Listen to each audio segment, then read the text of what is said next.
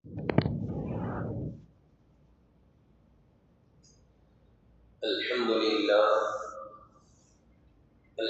لله رب العالمين، والصلاة والسلام على سيدنا محمد وآله وصحبه أجمعين.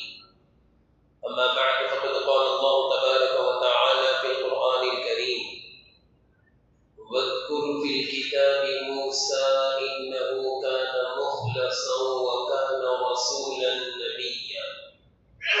صدق الله العلي العظيم. السلام عليكم ورحمة الله وبركاته.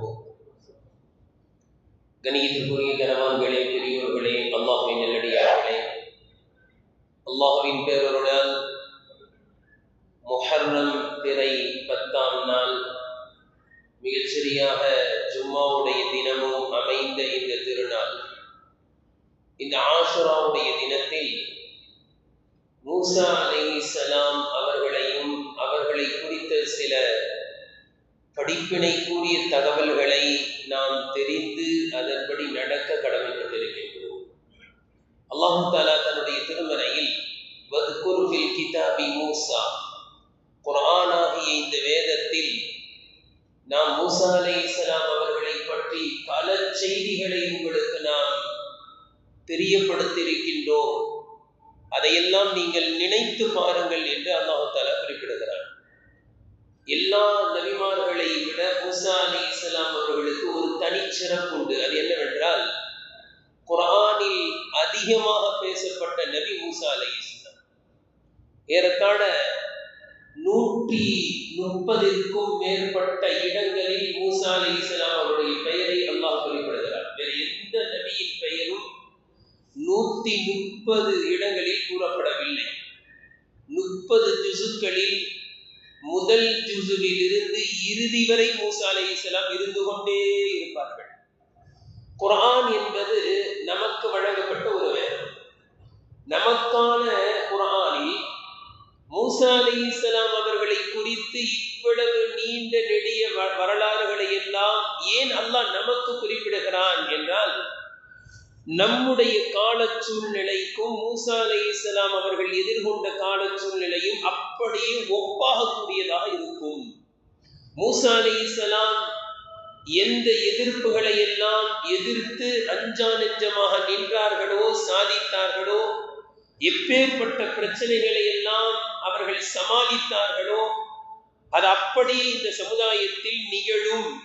அந்த நேரத்தில் எப்படி மூசா அலைஹிஸ்ஸலாம் அவர்கள் அதை கையாண்டார்களோ, அதே போன்று முஹம்மது ஸல்லல்லாஹு அலைஹி வஸல்லம் அவருடைய உம்மத்தாகிய நமக்கும் அதே போன்ற சூழ்நிலைகள் ஏற்படலாம்.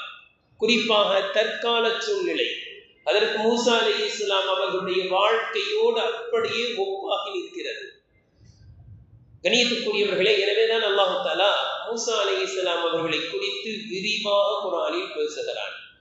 அவர்களை போன்று வேறு எந்த நபியின் வரலாறும் எல்லா இடங்களிலும் 30 ஜுசுக்களிலும் பரவலாக அல்லாஹ் பேசவில்லை. காரணம், அவர்களுடைய வாழ்க்கையில் இருந்து நாம் படிப்பினை பெற வேண்டும் என்பது. இதற்கான பல்வேறு காரணங்களில் மிக முக்கியமான முதல் காரணம் என்னவென்றால், மிகப்பெரிய ஆட்சி அதிகாரத்தை வைத்துக் கொண்டு குஃப்ரையும் ஷிர்கையும் அநியாயத்தையும் ஆட்சி அதிகாரத்தின் மூலமாக பரவச் செய்த காலம் மூசா அலைஹிஸ்ஸலாமுடைய காலம். ஃபிரௌன் என்ற ஒரு கொடுங்கோலன் தன்னையே இறைவன் என்று சொல்லி தௌஹீதை மறுத்து குஃப்ரையும் ஷிர்கையும் அந்த ஃபிரௌன் என்ற ஆட்சி அதிகாரம் படைத்த அந்த ஃபிரௌன் குஃப்ரை பரப்பிக் கொண்டிருந்த காலம்.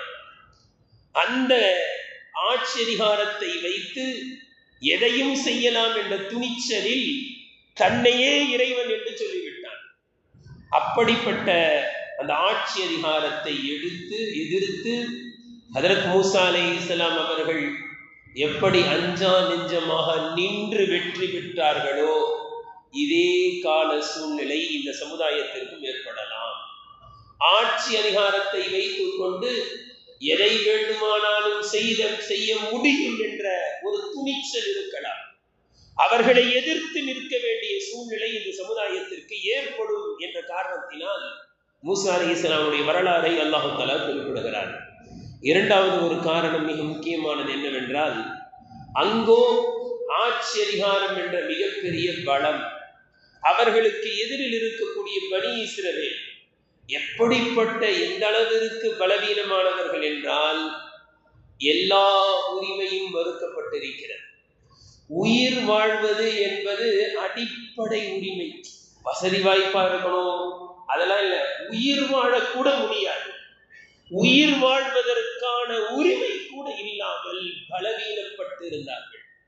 பிறக்கின்ற பச்சிலம் ஆண் குழந்தைகளை எல்லாம் வெட்டி வீழ்த்து கொண்டிருக்கின்றார், எதிர்க்க முடியவில்லை. சற்று சிந்தித்து பாருங்கள், அந்த குழந்தைகளை பெற்றெடுத்த அந்த தாய்மார்களின் இதயம் எந்த பாடுபட்டு இருக்கும். அதற்கு மூசா அலைஹிஸ்ஸலாமுடைய தாயார் ஆண் குழந்தையை பெற்றெடுத்த பிறகு அல்லாஹ் தஆலா குர்ஆனில் சொல்கிறான், ஃபாரிகா, அவருடைய உள்ளத்துல அப்படியே என்ன செய்யவே புரியலையா. மூசா அலைஹிஸ்ஸலாம் தாயாரை பற்றி அல்லாஹ் சொல்கிறான். உள்ளத்துல ஐடியாக்கள் இருக்கும் இல்லையா, இப்படி செய்யலாம், இப்படி செஞ்சா தப்பிச்சிடலாம், அப்படி செஞ்சா தப்பிச்சிடலாம்.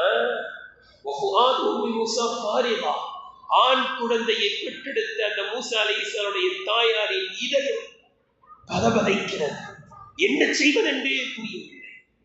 இப்படிப்பட்ட ஒரு காலம், பிறக்கின்ற ஆண் குழந்தைகளை எல்லாம் கொன்று குவிக்கின்றார், எதிர்த்து நிற்க முடியவில்லை. அவ்வளவு பலவீனம்.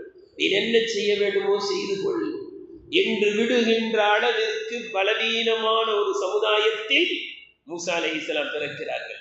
எந்த அளவிற்கு என்றால், பிற்காலத்தில் மூசா அலைஹிஸ்ஸலாம் அவர்களை பார்த்து அந்த பனி இஸ்ரவேலர்களை இப்படி கேட்டார்கள், ஊதினா மின் கப்லி அன் தஅதியனா, நீங்க பிறக்கிறதுக்கு முன்னாடிதான் எங்களை சாவடிச்சுக்கிட்டே இருந்த ஆண் குழந்தைகளை எல்லாம் என்றால், வமின் பாதி மா ஜித்தனா, நீங்கள் வந்த பிறகும், நீங்கள் இறை தூதராக ஆன பிறகும் கூட எங்களுடைய ஆண் பிள்ளைகளை எல்லாம் அவன் கொன்று கொண்டே தானே இருக்கின்றான். மூசா அலைஹிஸ்ஸலாம் பிறந்த பிறகு கூட என்ன செஞ்சான் அப்படின்னா, ஆண்களை கொல்வதை விடவில்லை. அதிலும் குறிப்பாக ஆண் பிள்ளைகளை கொன்று குவிப்பதை பிறகு விடவில்லை. காரணம் என்ன? ஒரு சமுதாயத்தில் இளைஞர்கள் ஆண்கள் பலமாக இருந்து விட்டால் அந்த சமுதாயம் உயர்ந்து விடும். ஒரு சமுதாயத்தை பலவீனப்படுத்த வேண்டும் என்றால் அதில் உள்ள ஆண்களை அழிக்க வேண்டும், அல்லது இருக்கின்ற ஆண்களை ஒன்று மற்றவர்களாக ஆக வேண்டும், மார்க்கப்பட்டில்லாதவர்களாக ஆக்க வேண்டும். இளைஞர்களை மார்க்கப்பட்டுடையவர்களாக, அல்லாஹ்வின் அச்சம் உடையவர்களாக இருந்துவிட்டால் அந்த சமுதாயம் பலமடைந்து விடும் என்ற காரணத்தினால் ஆண்களை வெட்டி வீழ்த்து கொண்டே இருந்தார். இங்கு ஒரு சுவாரஸ்யம் என்னவென்றால், மூசா அலைஹிஸ்ஸலாம் அவர்கள் பிறப்பதற்கு சற்று தினங்களுக்கு முன்பாக ஃபிரௌனை பார்த்து சொல்கிறார்கள், இந்த பனி இஸ்ரவேலர்களை தான் வச்சு வேலை வாங்கிட்டு இருக்கோம், கஷ்டமான வேலைகளை அவர்கள் தான் செய்கிறார்கள். இந்த சூழ்நிலையில் ஒரு குழந்தைக்கு பயந்து எல்லா ஆண் குழந்தைகளையும் வெட்டி வீழ்த்தினால் பிற்காலத்தில் கடினமான கஷ்டமான வேலைகளை செய்ய நமக்கு ஆண்கள் இருக்க மாட்டார்கள். இந்த பொம்பளைங்க என்ன செய்வாங்க, பனி இஸ்ரவேலர்களுடைய பெண்கள் என்ன செய்வார்கள், வீட்டு வேலையை செய்வாங்க, பாத்திரம் தொலைக்கி தருவாங்க. அதனால என்ன செய்யணும்னா, கேட்டா என்ன செய்யணும் சொல்லுங்க அப்படின்னு, ஒரு வருஷம் மட்டும் பிறக்கின்ற ஆண் குழந்தைகளை உயிரோடு விட்டு விடுவோம், ஒரு வருடம் மட்டும் ஆண் குழந்தைகளை வெட்ட வேண்டாம். ஒரு நல்ல ஐடியாவா தான் இருக்கு. ஒரு வருடத்தில் எத்தனை குழந்தை பிறந்துரும், அந்த குழந்தைகளை எதிர்த்து விட. அந்த குழந்தைகள் ஏதாவது ஒன்று நம்மளை எதிர்த்தால் ஒரு வருடத்தில் கொஞ்சம் ஆண் குழந்தைகள் தானே, அவர்களை சமாளித்துக் கொள்ளலாம் என்று அனுமதி கொடுத்தான். கரெக்டா அந்த வருஷம் தான் யார் பிறந்தா அப்படின்னு நான் கேட்டா மூசா அலைஹிஸ்ஸலாம்ன்றீங்க. அதான் இல்லை, ஹாரூன் அலைஹிஸ்ஸலாம் பிறந்தார். அதனால ஹாரூன் அலைஹிஸ்ஸலாத்தை ஃபிரௌன் வெட்டவில்லை. முடிஞ்சிருச்சு ஒரு ஆண்டு, மீண்டும் வெட்ட துவங்குகிறான். அல்லாஹ்வுடைய வல்லமை அங்குதான். நீ யாரை வெட்ட வேண்டும் என்று ஊரில் உள்ள குழந்தைகளை எல்லாம் வெட்டுகின்றாயோ அந்த மூசா உன்னுடைய அரண்மனையில் வளருவாள். உன்னுடைய அரண்மனையில், உன்னுடைய படுக்கையில், உன்னுடைய உணவை உண்டு அந்த குழந்தை வளரும் என்பது அல்லாஹ்வின் தீர்ப்பு. இந்த உலகத்தில் உள்ள ஆட்சியாளர்கள் எப்பேற்பட்ட சக்தி படைத்தவர்களாக இருந்தாலும் சரி, அல்லாஹ் எதை நாடினானோ அதை செய்தே தீர்வான் என்பதற்கு மிகப்பெரிய அத்தாட்சி மூசா அலைஹிஸ்ஸலாம். கணியத்திற்குரியவர்களே, சொல்ல வருவது இப்படிப்பட்ட பலவீனமான ஆண் குழந்தைகளை எல்லாம் வெட்டி வீழ்த்துகிறான், ஒன்றும் செய்ய முடியவில்லை. அது மட்டுமல்ல, ஆயிரக்கணக்கான பல்லாயிரக்கணக்கான ஆண் பிள்ளைகளை வேண்டுமென்றே வெட்டி வீழ்த்துகிறான். இந்த ஆட்சியாளர்கள் எவ்வளவு பெரிய அநியாயம் எல்லாம் செய்வாங்க என்பதற்கு இது அத்தாட்சி. அவர்கள் எவ்வளவு பெரிய தவறு செய்தாலும் ஒண்ணுமே கிடையாது. ஆனால் மற்றவர்கள் ஒரு சிறிய தவறு செய்தால் கூட உடனே அதை கண்டிப்பார்கள். இதற்கு அழகான உதாரணம் மூசா அலைஹிஸ்ஸலாம். மூசா அலைஹிஸ்ஸலாத்தை கொல்வதற்காக ஆயிரக்கணக்கான குழந்தைகளை கொன்றான், அது தவறல்ல. ஆனால் மூசா அலைஹிஸ்ஸலாம் ஒரு நாள் போயிட்டு இருக்கிறாங்க, ஒருத்தனை இன்னொருத்தன் அநியாயமா போட்டு அடிச்சுக்கிட்டு இருக்கான். அதாவது ஃபிரௌனுடைய கூட்டத்தால் கிபுத்தி இனம் ஆட்சி அதிகாரத்தில் இருக்கிறார்கள். ஆட்சி அதிகாரத்தில் இருக்கிறவன் நம்ம பார்க்குறோமா இல்லையா, கொஞ்சம் எம்பி எம்எல்ஏ ஆகிட்டா என்ன திமுரு. அந்த மாதிரி என்ன பண்றான், ஒரு சாதாரண ஒரு மனிதனை போட்டு அடிச்சுக்கிட்டு இருக்கான். மூசா அலைஹிஸ்ஸலாம் நபி இல்லையா, அந்த நபி அந்த பக்குவம் இருக்கும் அல்லவா, அநியாயத்தை எதிர்க்க வேண்டும் என்ற ஆசை இருக்கும் அல்லவா. நபியாக ஆகவில்லை, இருந்தாலும் அந்த சத்தியத்தை நிலைநாட்ட வேண்டும், அநியாயத்தை அடக்க வேண்டும் என்ற உணர்ச்சி. அந்த அடி வாங்கிட்டு இருந்தவர் மூசா அலைஹிஸ்ஸலாத்தை பார்த்து அடிக்கிறா என்ன அப்படின்னு உடனே கிட்ட போய், ஏன்டா அநியாயம் அடிக்கிறது, ஒரு குத்து தான் குர்ஆன்ல வருது. ஃபவக்கஸஹு மூஸா ஃபதல்லா அலைஹி. மூசா அலைஹிஸ்ஸலாம் விட்டு ஒரு குத்துல அவன் செத்து போயிட்டான். இது யார் சாவடிச்சதுன்னு இவனே உளறிட்டான். இது உயிரோட இருந்தது. நீண்ட வரலாறு சுருக்கமாக, இது ஃபிரௌனுக்கு தெரிந்தவுடன் தவறுதலாக ஒரு மனிதர் கொல்லப்பட்டிருக்கிறார். தவறுதலாக ஒரே ஒரு மனிதன் கொல்லப்பட்டதற்கு மூசா அலைஹிஸ்ஸலாம் அவர்களை இப்படி வரட்டு வந்துருச்சு. இப்படித்தான் நடக்கும். ஆட்சி அதிகாரத்தில் இருப்பவர்கள் எல்லா தவறுகளையும் செய்வார்கள். பள்ளிவாசல் எல்லாம் இடிப்பான், மதரசாவெல்லாம் இடிப்பான். காரணம் என்னன்னு கேட்டா, அது முறையாக கட்டப்படவில்லை, முறையான இடம் இல்லை, பட்டா இல்லைன்னுமா. ஆனால் மற்ற ஆலயங்கள் மற்ற வணக்க ஸ்தலங்கள் எல்லாரும் நடு ரோட்ல இருக்கும், அதெல்லாம் எந்த பிரச்சனையும் இல்லை. இப்படிப்பட்ட சூழ்நிலைகளை எதிர்கொள்ள வேண்டிய சூழ்நிலை ஏற்படும். ஊரில் உள்ள எல்லா குழந்தைகளையும் கொன்றவன் நிரபராதி, தெரியாம ஒரு ஆளை அடிச்சதுல இறந்து போனான் அவன், இவர் மிகப்பெரிய குற்றவாளி. இப்படிப்பட்ட சூழ்நிலைகளையும் மூசா அலைஹிஸ்ஸலாம் எதிர்கொண்டார்கள். மதியன் என்ற ஊருக்கு சென்று சில நாட்கள் தங்கினார்கள். இப்படிப்பட்ட சூழ்நிலையும் எதிர்கொள்ள வேண்டி ஏற்படும். ஆட்சி அதிகாரத்தில் இருப்பவர்கள் இப்பேற்பட்ட அநியாயங்களை எல்லாம் செய்வார்கள். இது இந்த சமுதாயத்துக்கு அல்லாஹ் தெரியப்படுத்துகிறான். இங்கு அந்த சம்பவத்தில் லேசா ஒரு இன்னொரு படிப்பினை எடுக்கலாம். என்ன அப்படின்னா, வாலிபர்கள் புரிய வேண்டும். மூசா அலைஹிஸ்ஸலாம் என்ன செஞ்சாங்க, சும்மா சாதாரணமாக ஒரு குத்து தான், ஒரு குத்துல யார் அவுட்டு, அவன் செத்து போயிட்டான், அந்த அநியாயக்காரன் செத்துட்டான்.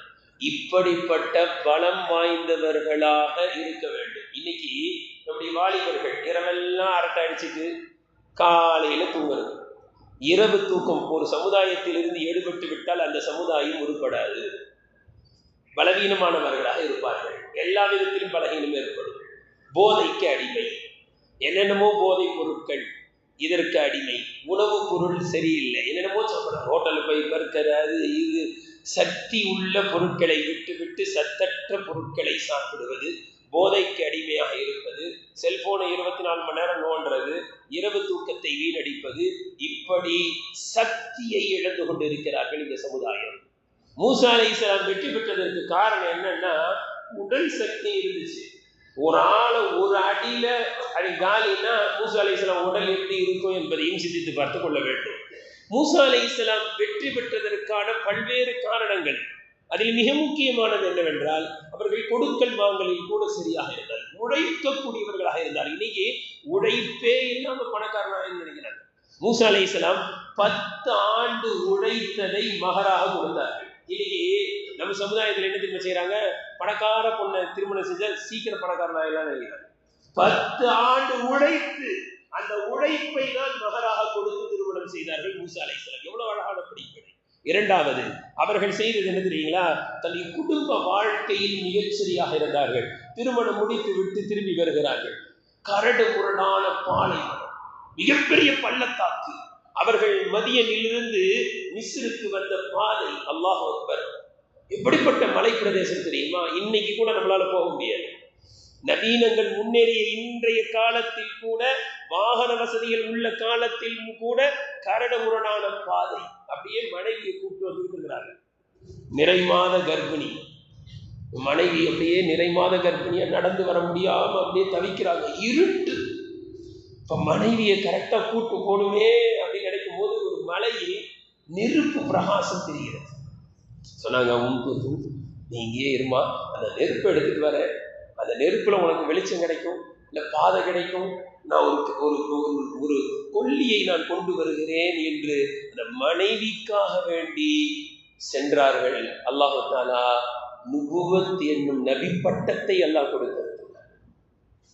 அந்த வெளிச்சத்துக்கிட்ட போறாங்க. அல்லாஹ் சொல்றான், இன்னனி அனல்லாஹ், மூசாவே நான் அல்லாஹ் பேசுகிறேன். நீங்க கவனிக்க வேண்டிய செய்தி என்ன தெரியுங்களா? மனைவிக்காக நெருப்பை எடுக்க சென்ற மூசா அலைஹிஸ்ஸலாம் அவர்களுக்கு அல்லாஹ் நபி பட்டத்தை கொடுத்தார். எனவே யார் தன்னுடைய மனைவி மக்களுக்காக உழைக்கிறார்களோ அவர்கள் ஆன்மீகத்தில் உயர்வார்கள். நிறைய பேர் என்ன நினைக்கிறாங்க, அல்லாஹ்வை அடையணும்னா தொழுதுகிட்டே இருந்தா போதும், வீட்டில் போனா ஒரே சண்டை, தொழுகணும், நோம்பு வைக்கணும், தானம் தர்மம், வீட்டில் போனா அடிதடி. இது ஆன்மீகத்தில் ஒரு மனிதனை உயர வைக்காது.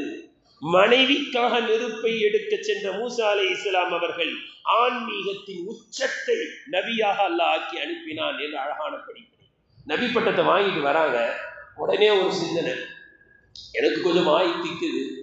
மூசா அவன் ஃபிரௌன் கடுமையான ஒரு அரசனா இருக்கான், அவகிட்ட போய் பேசணும்னா எனக்கு இன்னொரு உதவியாளர் வேணும். என்ன யாரை தேர்ந்தெடுக்கிறார்கள்னா சொந்த பந்தத்தை அரவணைக்கிறார். என்னுடைய சகோதரன் அவர் என்னை விட அழகாக பேசுவார், அவரையும் நபியாக ஆக்கு அப்படின்னு துஆ செய்றாங்க. அல்லாஹ் நபியாக ஆக்குகிறார். அன்னை ஆயிஷா ரலியல்லாஹு அன்ஹா அவர்கள் கூறுகிறார்கள், ஒரு கிராமத்து அரபி அவர் மதீனாவுக்கு வந்து சில பேர்ட்ட ஒரு கேள்வி கேட்டார். என்ன கேள்வி அப்படின்னா, அவர் கேட்கிறாரு, உலகத்தில் ஒரு சகோதரன் இன்னொரு சகோதரனுக்கு மிகப்பெரிய நன்மையை செய்தவர் இருக்கிறார், அது யார் என்று தெரியுமான்னு கேட்டார். ஒரு சகோதரன் இன்னொரு சகோதரனுக்கு தெரியலன்ட்டாங்க. எங்க ஒரு சகோதரன் அண்ணன் எங்க தம்பிக்கு நல்லது செய்யறாங்க, தம்பி எங்க அண்ணனுக்கு எங்க நல்லது செய்யறாங்க. உலகத்திலேயே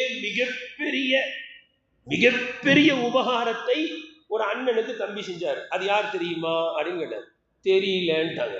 அப்ப அந்த கிராமவாசி சொன்னாரு, அவர் தான் மூசா அலைஹிஸ்ஸலாம். எவ்வளவு பெரிய உபகாரம் தெரியுங்களா? நம்ம இன்னைக்கு ஒரு ஜான் இடத்தை விட்டு கொடுக்க மாட்டேங்கிறோம், 1 லட்சத்தை விட்டு கொடுக்க மாட்டேங்கிறோம், ஒரு செவர் ஒரு செங்கல் அங்க வச்சுட்டா ஒத்துக்க மாட்டேங்கிறோம். அதை காட்ட ஆரம்பிச்சோன்னார். மூசா அலைஹிஸ்ஸலாம் எப்படிப்பட்ட உபகாரம் செய்தார்கள் தெரியுமா? யா அல்லாஹ், எங்க அண்ணனையும் ஹாரூனையும் நபி ஆக்கிரு. இது போன்ற உபகாரத்தை உலகத்தில் எந்த சகோதரனுக்கும் செய்துவிட முடியாது.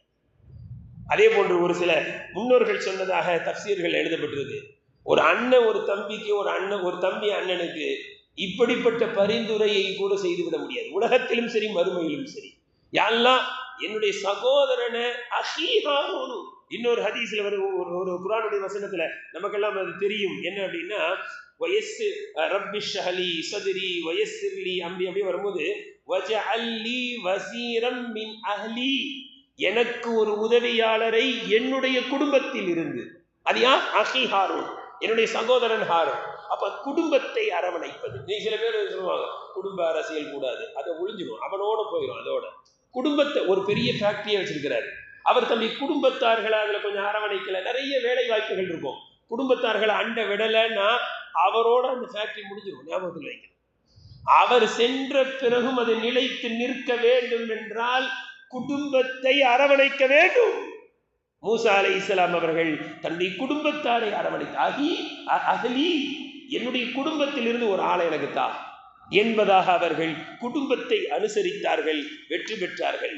அதே போன்று தன்னிடத்தில் இருக்கக்கூடிய குறையை அல்லாஹ்விடத்தில் முறையிட்டார்கள். இன்னைக்கு குறையை யாருமே ஏற்றுகிறது இல்லை. தன்னிடத்தில் இருக்கக்கூடிய குறையை சரி செய்து கொண்டார்கள். என்ன, அதெல்லாம் எனக்கு கொஞ்சம் நாக்கு தீக்குது, ரப்பி ஷ்ரஹ் லி ஸத்ரி வயஸ்ஸிர் லி அம்ரி, என்னுடைய காரியத்தை லேசாக்கு, வஹ்லுல் உக்தத்தம் மின் லிசானி யஃப்கஹு கௌலி, நான் பேசுறது புரியற மாதிரி என்னுடைய நாவில் இருக்கக்கூடிய முடிச்சை அவிழ்த்து விடு.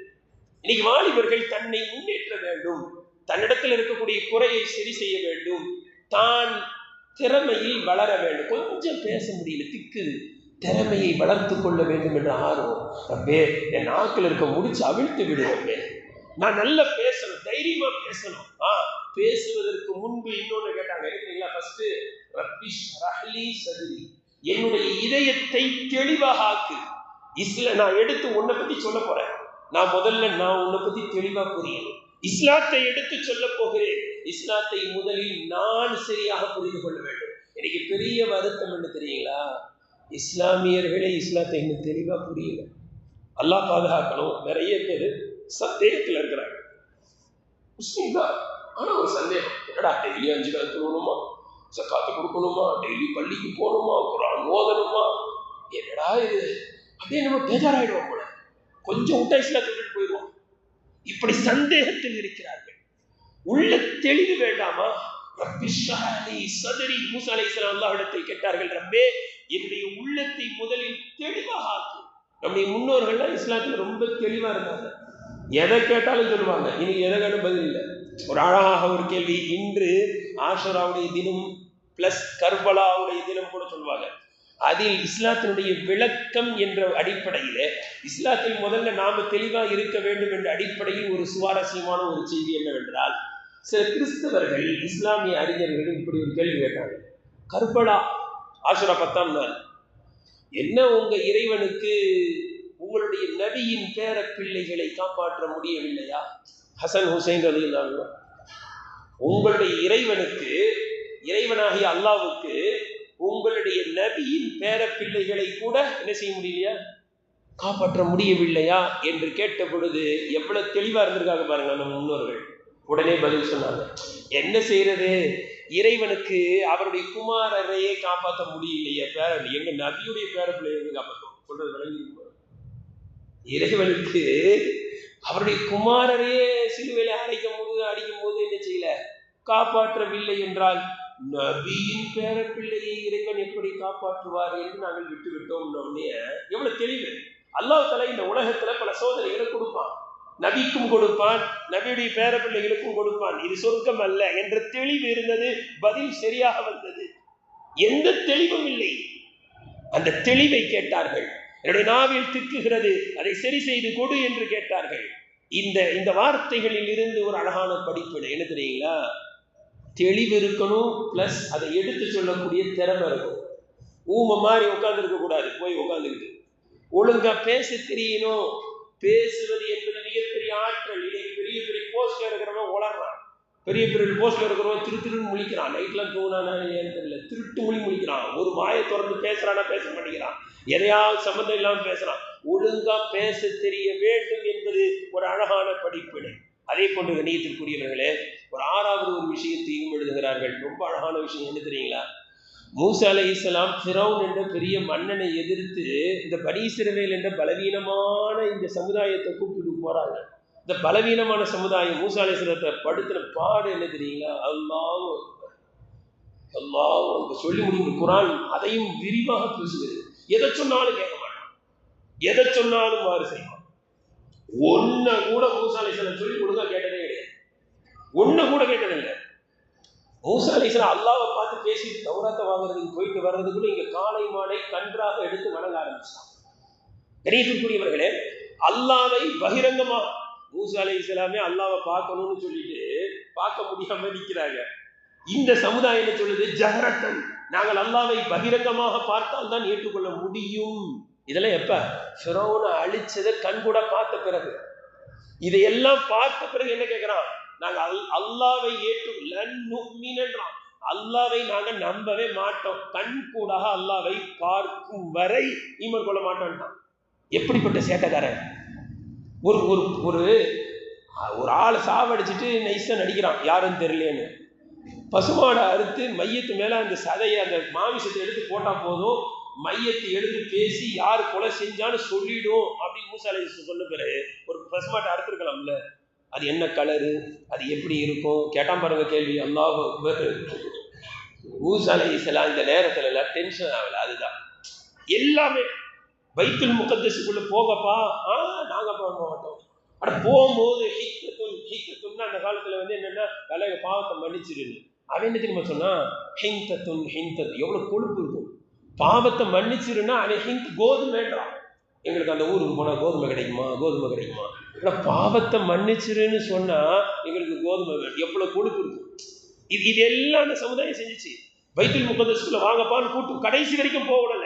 இது அந்த ரப்புக்கு பக்காத்தில இன்னஹா ஹுனா காயிதுன், நீங்களும் உங்களை ரப்பும் போய் போர் செய்யுங்க, நாங்கள் இங்க அமர்ந்து கொண்டு இருப்போம். சனிக்கிழமை மட்டும் மீன் பிடிக்காதீங்க, இல்லை நாங்கள் அன்னைக்கு தான் பிடிப்போம். இப்போ நமக்கான படிப்பு என்ன தெரியுங்களா? இவ்வளோ பெரிய ஒரு வல்லரசை எதிர்த்து நிற்கணும், இவ்வளோ பலவீனமான ஒரு கூட்டத்தை எடுத்துக்கிட்டு போறாங்க மூசா அலைஹிஸ்ஸலாம். இவ்வளோ மாறு செய்யறான். இவ்வளோ மாறு செய்யற ஒரு சரியான ஒரு கூட்டமே இல்லையே, இது எல்லாத்துக்கும் மாறு செய்த அப்படின்னு மூசா அலைஹிஸ்ஸலாம் வெறுத்த அந்த சமுதாயத்தை விட்டுட்டாங்களான்னா கடைசி வரைக்கும் விடவே இல்லை. இது நமக்கான அழகான படிப்பு. இன்னைக்கு தீனுடைய வேலையை செய்யக்கூடியவங்க என்ன ஆயிடுறாங்க? பேசுறாங்க. இவருக்கு தோல்வா என்ன அமையவே அமையாது. இவர் சொல்றதை எல்லாரும் கேட்கணும். இவருடைய அபிப்பிராயத்துக்கு மாற்றமா ஏதாவது சொல்லிட்டா நான் ரிசைன் பண்ணிடுறேன், நான் போயிடுறேன், நான் விட்டுடுறேன், நான் இனிமேட்டு வரமாட்டேன், என்னை கூப்பிடாதீங்க. கிடையாது. தீனுடைய வேலையை உண்மையில் செய்ய வேண்டுமா? இந்த மாதிரி பல பிரச்சனைகள் இருக்கும். எல்லாரும் நாம் மூசா அலைஹிஸ்ஸலாம் சொல்றதையே கேட்கல, நாம சொல்றதை கேட்டுருவாங்கன்னு எதிர்பார்க்க முடியுமா? இப்படி சிந்திக்க வேண்டும் என்று எழுதுகிறார்கள். அல்லாஹ்வுடைய கட்டளையே புறக்கணிக்கிறாங்க. அல்லாஹ் சொன்னதே சரியாக செய்யாத சமுதாயத்தில் நான் சொல்வதை செய்ய வேண்டும் என்று எதிர்பார்ப்பது எவ்வளவு பெரிய முட்டாள்தனம். அல்லாஹ்வுடைய கட்டளையே மீறக்கூடிய மனிதர்கள் எனக்கு கட்டுப்படணும், நான் சொல்றதை கேட்கணும், நான் சொல்ற மாதிரி நடந்துக்கணும், இல்லைன்னா நான் தீனுடைய வேலையை கூட விட்டுருவேன்னா இப்படிப்பட்ட தலைவர்களால் ஒரு சமுதாய முன்னேற்றத்திற்கு வராது. அதே போட்டு இன்னொன்று என்ன தெரியுங்களா? தன்னை சகோதரனே என்ன செஞ்சாங்க? நபி ஆக்குனாங்க. இன்னைக்கு ஒரு ஒரு ஒரு கழகம் இன்னொரு கழகத்துக்கு ஒரு சீட்டு கூட இவருக்கு பிடிக்காது. இவங்க தான் பெரிய அறிவாளி மாதிரி சில பேர், மற்றவெல்லாம் அரசியல முட்டாள் மாதிரி. இவங்க தான் அப்படியே. இதற்காக வேண்டி எந்த அளவுக்கு கீழே இறங்கினா பொட்டு வைக்கிறாங்க, கோயிலுக்கு போறாங்க, என்னென்னமோ பண்ணி தொலைகிறாங்க. இவங்க அரசியல்ல ரொம்ப தேர்ச்சி பெற்றவர்களா? கண்ணியத்திற்குரியவர்களே, இப்படிப்பட்ட தலைவர்களை வைத்து ஒரு சமுதாயம் முன்னேற்றத்திற்கு வராது. ஒரு சமுதாயத்தினுடைய தலைவர்கள் எப்படி இருக்க வேண்டும் என்றால், மக்கள் பலதரப்பட்ட விதத்தில் இருப்பார்கள், அனைவர்களையும் அழைத்து செல்ல வேண்டும் என்ற ஒரு சிந்தனைக்கு வர வேண்டும். அதே போன்று கண்ணியத்திற்குரியவர்களே, மிக முக்கியமானது என்னன்னா, வேற வழியே இல்லை என்ற சூழ்நிலை ஏற்படும் பொழுதும் அல்லாஹு தஆலா ஒரு புதிய வழியை உண்டாக்கி தருவான் என்ற நம்பிக்கை மூசா அலைஹிஸ்ஸலாமுக்கு இருந்தது. இன்னைக்கு நமக்கு அதுதான் இல்லை. நிறைய பேர் வட்டியில போய் விழுந்துடுறாங்க. வட்டிக்கு வாங்கி வேற வழி இல்லை, கார் வாங்குறான், கார் வட்டிக்கு வாங்கிடுறான். கார் வாங்கணும் என்ன இருக்கு? வட்டிக்கு தான் கார் வாங்கணும்னு என்ன இருக்கு? வேற வழி இல்லை. என்ன வழி இல்லை? வேற வழி இல்லைன்னு நீங்க நினைச்சீங்கன்னா வட்டிக்கு போவீங்க. நான் வட்டியை ஒரு உதாரணத்திற்கு சொல்கிறேன். எத்தனை பாவங்கள் கேட்ட வேற வழி இல்லை. மூசா அலைஹிஸ்ஸலாம் நாமெல்லாம் வேற வழி இல்லைன்னு சொல்றது பச்சை பொய். உண்மையில் அதை சந்தித்தவர்கள் மூசா அலைஹிஸ்ஸலாம். எதிரில் கடல், பின்னால் ஃபிரௌன். வேற வழியே இல்லை. சொன்னாங்க, இன்ன மஇய ரப்பி சயஹ்தீன், என்னோடு அல்லாஹ் இருக்கிறான், அல்லாஹ் வழி திறப்பான். கடல் பிளந்தது. என்ன வேற வழி இல்லை? அல்லாஹு தஆலா எல்லா சந்தர்ப்பத்திலும் உதவி செய்வான் என்ற அசைக்க முடியாத நம்பிக்கை மூசா அலைஹிஸ்ஸலாம் அவர்களை வெற்றி பெற செய்தது. கண்ணியத்திற்குரியவர்களே, ஆஷுரா தினம் என்பது கொடுங்கோல் ஆட்சியாளர்களுக்கு மிகப்பெரிய எச்சரிக்கை மணிதான் இந்த ஆஷுராவுடைய தினம்.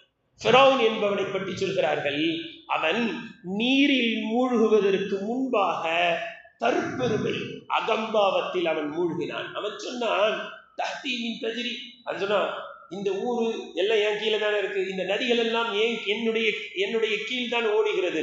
அந்த நதிக்கு கீழே தான் அவன் ஓடுறான். கடைசி எந்த ஆட்சி அதிகாரம் தன்னை பாதுகாக்கும் என்று நினைத்தான், எந்த நதி என்னுடைய ஆட்சிக்கு கீழ் ஓடிக்கொண்டிருக்கின்றது என்று சொன்னானோ அந்த நதிக்கு கீழ் அல்லாஹ் அவனை மூழ்கடித்தான். எனவே கண்ணியத்திற்குரியவர்களே, பெருமை என்பது இருக்கக்கூடாது. அழகாக எழுதுகிறார்கள், ஆட்சி அதிகாரம் ஒரு மனிதனை கடவுளாக ஆக்காது. ஆட்சி அதிகாரத்தை பெற்றோனே நான் தான் கடவுள் தான். ஆனால் பெருமையும் அகம்பாவும் ஒரு மனிதனை ஃபிரௌனாவை ஆக்கிவிடும். ஃபிரௌனுக்கு ஆட்சி அதிகாரம் இருந்துச்சு, அவன் கடவுளெல்லாம் ஆக முடியாது. ஆனால் ஒரு மனிதனிடத்தில் பெருமை இருந்தால், ஆட்சி அதிகாரம் கிடைச்சிருச்சுன்னு பெருமைப்பட்டான், அவன் ஃபிரௌனாக மாறி விடுவான். கணியத்திற்குரியவர்களே, அதே போன்று ஆஷுராவுடைய தினத்தில் நமக்கான படிப்பினை, பொறுமையாக இருந்தால் எதையும் சாதிக்கலாம். எப்பேற்பட்ட வல்லரசாக இருந்தாலும் வெற்றி பெறலாம் என்ற மிகப்பெரிய ஆறுதலை அல்லாஹ் தஆலா இந்த ஆஷுராவுடைய தினத்தில் வைத்திருக்கிறான். அது மட்டுமல்ல, ஃபிரௌன் அழிக்கப்பட்ட நாளில் மூசா அலைஹிஸ்ஸலாம் அவர்கள் அல்லாஹ்வுக்கு நன்றி செலுத்துவதற்காக நோன்பு வைத்தார்கள். பொதுவாக நம்முடைய பழக்கம் என்னன்னா, ஏதாவது ஒன்று அல்லாஹ் இடத்துல அழுது கேட்போம், 2 ரக்காத் தொழுது கேட்போம், குழந்தை இல்லையா குழந்தைய கேட்போம், எது இல்லையோ கேட்போம். அல்லாஹ் இடத்துல சலாத்துல் ஹாஜ் தொழுதுகிட்டே இருப்போம்.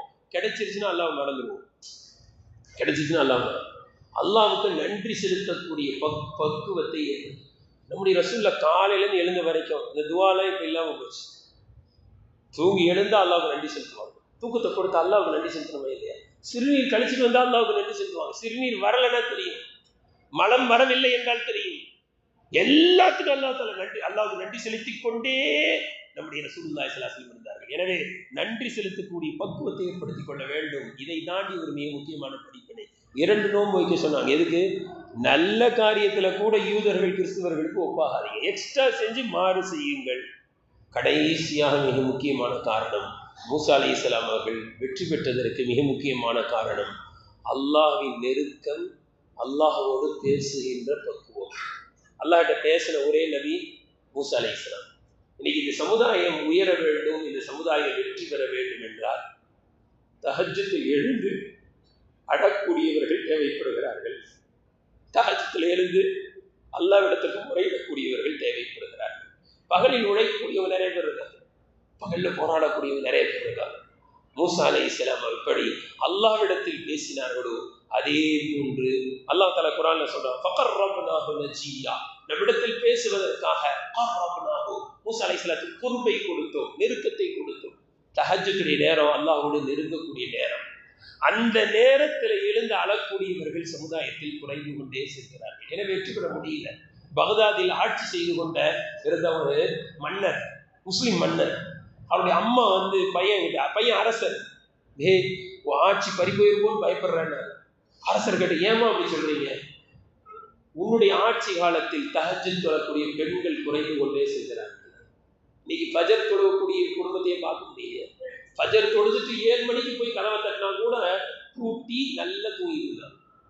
எனவே அல்லாஹ்விடத்தில் பேசக்கூடியவர்கள் சமுதாயத்தில் தேவைப்படுகிறார்கள். அல்லாஹ் தஆலா மூசா அலைஹிஸ்ஸலாமுடைய வாழ்க்கையிலிருந்து படிப்பினை பெற்று அதன்படி செயல்பட்டு வெற்றி அடையக்கூடியவர்களாக அல்லாஹ் அருள் செய்வானாக. வாஹிரு தஅவானா அல்ஹம்துலில்லாஹ்.